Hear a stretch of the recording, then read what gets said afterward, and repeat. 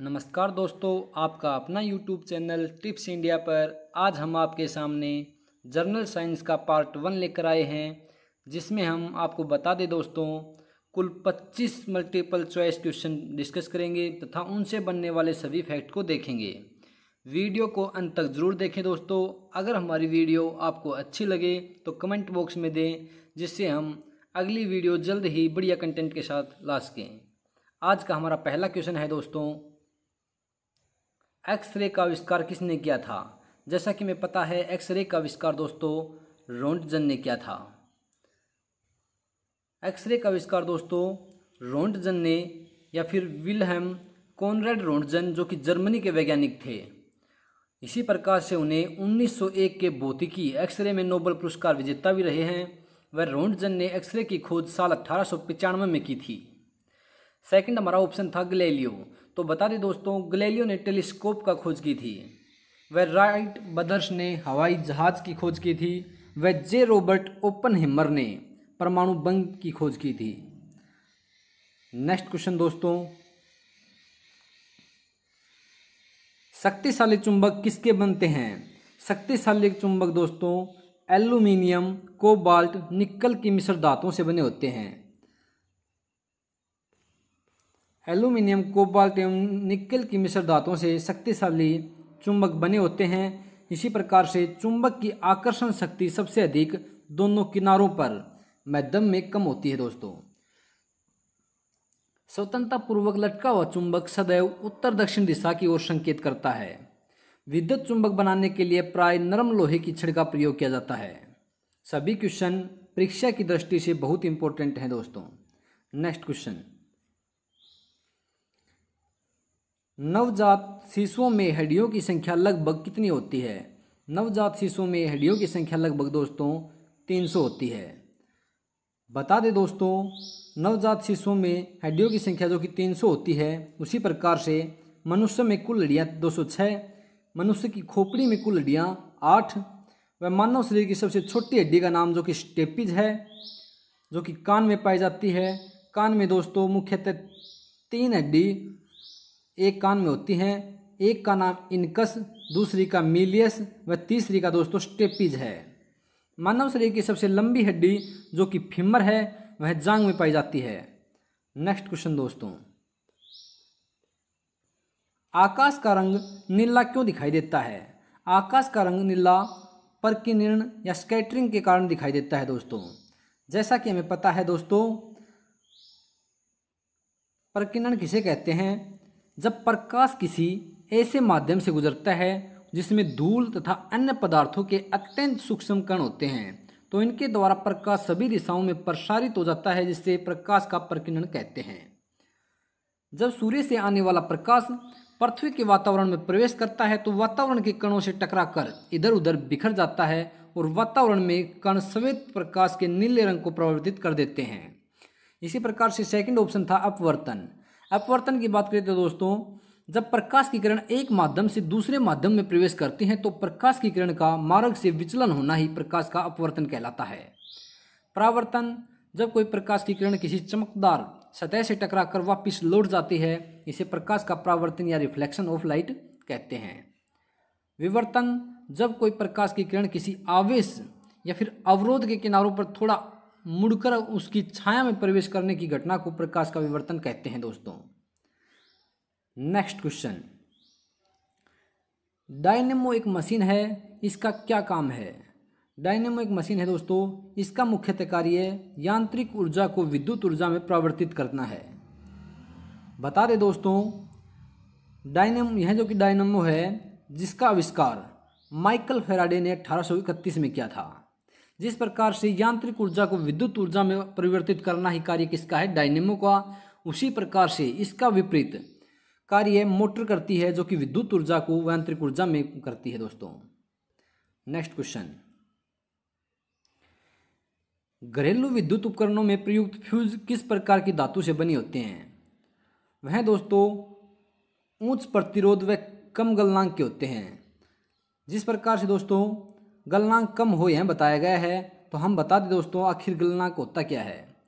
जिस तापमान पर कोई किसी ठोस या ठोस अवस्था से पिघलकर द्रव अवस्था में पहुंच जाता है वह गलनांक कहलाता है। क्वथनांक, जिस तापमान पर कोई तरल उबलने लगे उसे क्वथनांक कहते हैं। वह फ्यूज क्या होता है दोस्तों? नियत मात्रा से अधिक धारा बहने पर परिपथ को तोड़ देता है, जिससे मूल्यवान अवयव अत्यधिक धारा के कारण खराब होने से बच जाते हैं। जैसे कि यह टीन, जस्ता, लेड व तांबा, एल्यूमिनियम के होते हैं। नेक्स्ट क्वेश्चन दोस्तों, गोबर में उगने वाले कवक या फंगी को क्या कहते हैं? वह दोस्तों मुख्यतः कोर्पोफिलस होता है, कोर्पोफिलस, जिसे हम देसी भाषा में सांप की छतरी भी कहते हैं दोस्तों। कोर्पोफिलस ही दोस्तों गोबर या उसमें उगने वाले कवक को कहते हैं। तो कवक का अध्ययन क्या कहलाता है? माइकोलॉजी। चट्टानों स्तर पर लाइकेन साइकोकोलस कहते हैं दोस्तों। पेड़ों की छाल पर उगने वाले लाइकेन को कोर्टिकोलस कहते हैं। नेक्स्ट क्वेश्चन दोस्तों, दूध से क्रीम निकालने में कौन सा बल का प्रयोग होता है? दूध से क्रीम निकालने में दोस्तों अपकेंद्रीय बल का प्रयोग होता है। अपकेंद्रीय बल, यह अपकेंद्रीय बल होता क्या है दोस्तों? तो बता दें, यह वह बल होता है जिसके कारण किसी गतिशील वस्तु में केंद्र से दूर भागने की प्रवृत्ति होती है। केंद्र की ओर लगने वाला बल अभिकेंद्रीय बल कहलाता है या फिर सेंट्रीपिटल फोर्स कहलाती है दोस्तों। नेक्स्ट क्वेश्चन, हमारे शरीर की कौन सी कोशिकाएं प्राय मानव शरीर के सैनिक कहलाती है? मानव शरीर का सैनिक दोस्तों WBC या सफेद रक्त की कोशिकाएं कहलाती हैं। जैसा कि हमें पता है दोस्तों, सफेद रक्त कोशिकाएं या WBC, सफेद रक्त कोशिकाएं शरीर के इम्यून सिस्टम का हिस्सा होती हैं। वे शरीर को संक्रमण और अन्य बीमारियों से लड़ने से मदद करती हैं। RBC दोस्तों हीमोग्लोबिन के माध्यम से ऑक्सीजन शरीर के विभिन्न अवयवों को पहुंचाती हैं। इनकी उत्पत्ति जो कि अस्थिमज्जा में होती है। नेक्स्ट क्वेश्चन, ट्रांसफार्मर का प्रयोग क्यों किया जाता है? ट्रांसफार्मर का प्रयोग दोस्तों मुख्यतः AC वोल्टेज का उपचयन व अपचयन करने के लिए किया जाता है। बता दें दोस्तों, AC वोल्टेज का उपचयन या अपचयन करने के लिए ट्रांसफार्मर का प्रयोग किया जाता है। इसी प्रकार से ट्रांसफार्मर एक वैद्युत मशीन है। यह किसी एक विद्युत परिपथ से अन्य परिपथ में विद्युत प्रेरण द्वारा परस्पर जुड़े हुए चालकों के माध्यम से विद्युत ऊर्जा स्थानांतरित करता है। ट्रांसफार्मर केवल AC या प्रत्यावर्ती धारा या अल्टरनेटिंग करंट या विभवांतर के साथ कार्य कर सकता है या डायरेक्ट के साथ नहीं। विद्युत मोटर क्या होता है? अभी बताया था दोस्तों, विद्युत ऊर्जा को यांत्रिक ऊर्जा में परिवर्तित करना। डायनेमो यांत्रिक ऊर्जा को विद्युत ऊर्जा में परिवर्तित करना।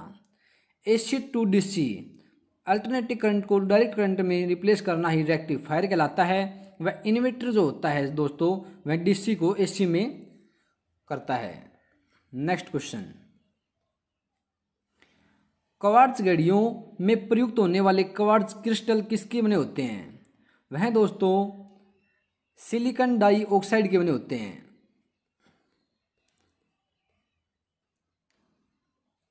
जैसा कि पता है हमें दोस्तों, स्फटिक या क्वार्ट्ज एक खनिज है जो साधारणतः एक रंगहीन पारदर्शी और कठोर होता है। यह रेत व ग्रेनाइट का मुख्य घटक है। सिलिकॉन डाइऑक्साइड का फॉर्मूला या अणुसूत्र SiO2 है दोस्तों। नेक्स्ट क्वेश्चन, निम्न में से झूठ का पता लगाने वाला यंत्र कौन सा है? झूठ का पता लगाने वाला यंत्र जो कि दोस्तों पॉलीग्राफ है। पॉलीग्राफ का प्रयोग झूठ का पता लगाया जाता है। वह लाई डिटेक्टर के नाम से भी जाना जाता है पॉलीग्राफ को। इसकी खोज जॉन अगस्टस लार्सन ने 1921 में की थी। उसकी हार्ट रेट, ब्लड प्रेशर और दिमाग के सिग्नल को देखा जाता है। यह प्रश्नकर्ता उससे प्रश्न पूछता रहता है। यदि वह झूठ बोलता है तो उसके दिमाग में एक सिग्नल P3 निकलता है और उसके हार्ट रेट व ब्लड प्रेशर बढ़ जाता है। सेकंड ऑप्शन था हमारा सीस्मोग्राफ। बता दें दोस्तों, सीस्मोग्राफ का प्रयोग भूकंप के झटके की तीव्रता को रिकॉर्ड करना है। ऑडियोमीटर का प्रयोग ध्वनि की तीव्रता मापक युक्ति है। एनीमोमीटर का प्रयोग वायु की गति मापन के लिए है। नेक्स्ट क्वेश्चन, ग्रीन मफलर क्या है? ग्रीन मफलर दोस्तों ध्वनि प्रदूषण को कम करने की तकनीक है। जैसा कि हमें पता है, ग्रीन मफलर आबादी वाले क्षेत्रों के आसपास व सड़कों व औद्योगिक क्षेत्रों, राजमार्गों के पास सोसाइटी आदि जैसे शोर स्थानों को लगाकर ध्वनि प्रदूषण को कम करने की एक तकनीक है। घने पेड़ बाधा डालते हैं और ध्वनि प्रदूषण को कम करता है। ध्वनि प्रदूषण को कम करने के लिए घर या निवासी इलाकों के पास अशोक या नीम के पौधे लगाए जाते हैं दोस्तों। नेक्स्ट क्वेश्चन, सेब के बीज में कौन सा तत्व मौजूद होता है? सेब के बीज में मुख्यतः एमिग्डालिन तत्व मौजूद होता है दोस्तों। यह एमिग्डालिन जो कि जब यह तत्व मनुष्यों के पाचन एंजाइम के संपर्क में आता है तो यह साइनाइड रिलीज करना शुरू कर देता है। एमिग्डालिन में शुगर और साइनाइड होता है जो शरीर में प्रवेश करने पर हाइड्रोजन साइनाइड में परिवर्तित हो जाता है। इसके कारण मौत भी हो सकती है दोस्तों। Next question, mad cow disease का क्या कारण है? मैड काउ डिजीज का कारण दोस्तों पिरियन है। पिरियन बता दें दोस्तों, मैड काउ डिजीज एक ऐसी बीमारी है जो सूक्ष्म जीवों के कारण होती है। यह बीमारी पशुओं के दिमाग को प्रभावित करती है। इस इन्फेक्शन के कारण दिमाग में छोटे छोटे छेद होने लगते हैं जिससे दिमाग एक स्पंज की तरह लगने लगता है। इन चीज़ों के कारण दिमाग धीरे धीरे खराब होने लगता है। मैड काउ डिजीज को क्रूटसफेल्ड जैकब रोग भी कहा जाता है। क्रूटसफेल्ड जैकब रोग किसे कहा जाता है दोस्तों? मैड काउ डिजीज को। नेक्स्ट क्वेश्चन, पीएच स्केल का आविष्कार किसने किया था? बता दें दोस्तों, पीएच स्केल का आविष्कार एस.पी.एल. सारेंस ने किया था। जैसा कि हमें पता है दोस्तों, एस.पी.एल. सारेंस ने पीएच का खोज की थी। पीएच मूल्य या पीएच की फुल फॉर्म पोटेंशियल या पावर ऑफ हाइड्रोजन है दोस्तों। पीएच मूल्य एक ऐसी संख्या होती है जो पदार्थों की अम्लता व क्षारीयता को प्रदर्शित करती है। नेक्स्ट क्वेश्चन दोस्तों, कौन सी बीमारी प्रोटोजोआ के कारण होती है? उपरोक्त सभी मलेरिया, पायरिया, पेचिस सभी प्रोटोजोआ के कारण होती है दोस्तों। बता दें दोस्तों, प्रोटोजोआ से होने वाले रोगों जैसे कि पायरिया, कालाजार, पेचिस, मलेरिया, सोने की बीमारी है। इनकी सबसे बेहतरीन ट्रिक है पापा काम पे सोते हैं। पापा से पायरिया, का से कालाजार, मैं से मलेरिया, पे से पेचिस, सोते हैं सोने की बीमारी। नेक्स्ट क्वेश्चन दोस्तों, मानव पाचन तंत्र से जुड़ी ग्रंथियों का नाम क्या है? मानव पाचन तंत्र से जुड़ी ग्रंथियों का नाम दोस्तों लार ग्रंथियां, यकृत और अग्नाशय है। जैसा कि हमें पता है दोस्तों, लार ग्रंथियां, यकृत और अग्नाशय मानव पाचन तंत्र से जुड़ी ग्रंथियां हैं। पाचन वह प्रक्रिया है जिसमें जटिल कार्बनिक पदार्थों को जल अपघट्य एंजाइमों के द्वारा सरल कार्बनिक पदार्थों में बदल दिया जाता है। यह मुख से प्रारंभ होकर गुद्दा तक फैली रहती है। नेक्स्ट क्वेश्चन दोस्तों, पोन्स या सेरेबेलम और मेडुला निम्न में किसका हिस्सा है? यह दोस्तों पश्चिम मस्तिष्क का हिस्सा है। पोन्स, सेरेबेलम व मेडुला जो कि पश्चिम मस्तिष्क का हिस्सा है। यह मस्तिष्क का सबसे पिछला भाग होता है दोस्तों। यह अनुमस्तिष्क और सेरिबेलम एवं मेडुला ऑब्लांगेटा का बना होता है। अनुमस्तिष्क यह मुद्रा, समन्वय, संतुलन, ऐच्छिक पेशियों की गतिविधियों इत्यादि का नियंत्रण करता है। इसका मुख्य कार्य शरीर का संतुलन बनाए रखना है। यह शरीर के ऐच्छिक पेशियों के संकुचन पर नियंत्रण करता है। मेडुला ऑब्लांगेटा जो कि है एक बेलनाकार संरचना होती है जो पीछे की ओर स्पाइनल कॉर्ड व मेरुज्जु के रूप में पाया जाता है। यह श्वसन को नियंत्रित करता है। मेडुला में हृदय, उल्टी, वासमोटर केंद्र होते हैं और हृदय गति और रक्तचाप के स्वायत्त कार्यों से संबंधित है। नेक्स्ट क्वेश्चन दोस्तों, ग्लाइकोलिसिस का अंतिम उत्पाद क्या होता है? ग्लाइकोलिसिस का अंतिम उत्पाद दोस्तों पायरुविक अम्ल होता है। पायरुविक अम्ल। बता दें दोस्तों, ग्लाइकोलिसिस या ग्लाइको अपघटन श्वसन की प्रथम अवस्था है जो कोशिका में होती है। इस क्रिया में ग्लूकोज का आंशिक ऑक्सीकरण होता है। फलस्वरूप ग्लूकोज के एक अणु पायरुविक अम्ल के 2 अणु बनते हैं तथा कुछ ऊर्जा मुक्त होती है, जैसे कि यह प्रक्रिया दर्शाई हुई है दोस्तों। नेक्स्ट क्वेश्चन, आधुनिक आवर्त सारणी में आवर्तों की संख्या कितनी होती है? वह दोस्तों 7 होती है।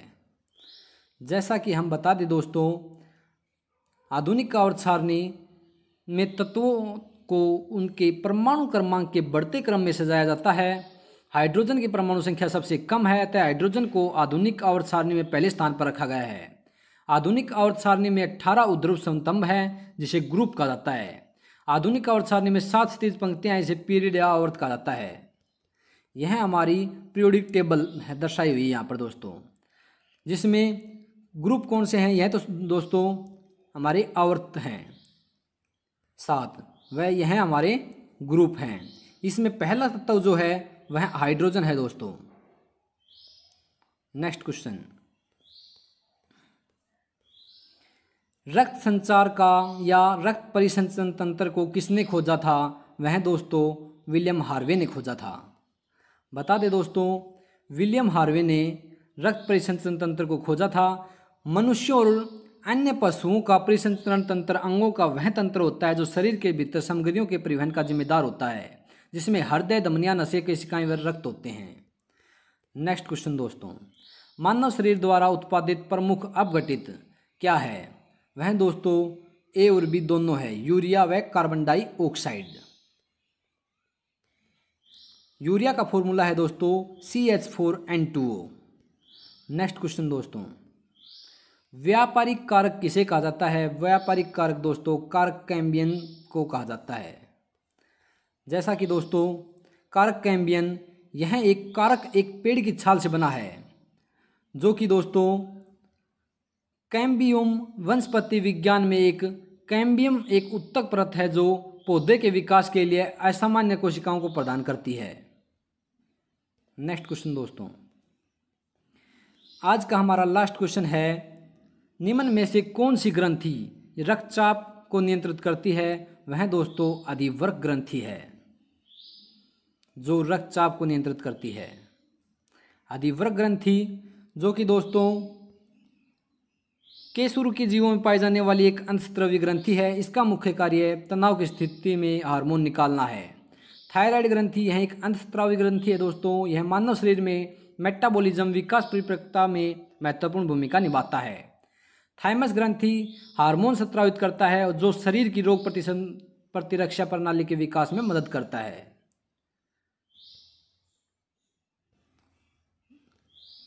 नेक्स्ट क्वेश्चन दोस्तों, आज का हमारा एक छोटा सा क्वेश्चन ऑफ द डे है दोस्तों, इसका आंसर कमेंट बॉक्स में ज़रूर देना। सिलिकॉन क्या है? अर्धचालक है, विद्युत रोधक है, कुचालक है या चालक है? कमेंट बॉक्स में आंसर देना दोस्तों। धन्यवाद दोस्तों। अगर वीडियो अच्छी लगी तो कमेंट बॉक्स में रख दें, जिससे हम अगली वीडियो जल्द से ही बढ़िया कंटेंट के साथ लेकर आएँ।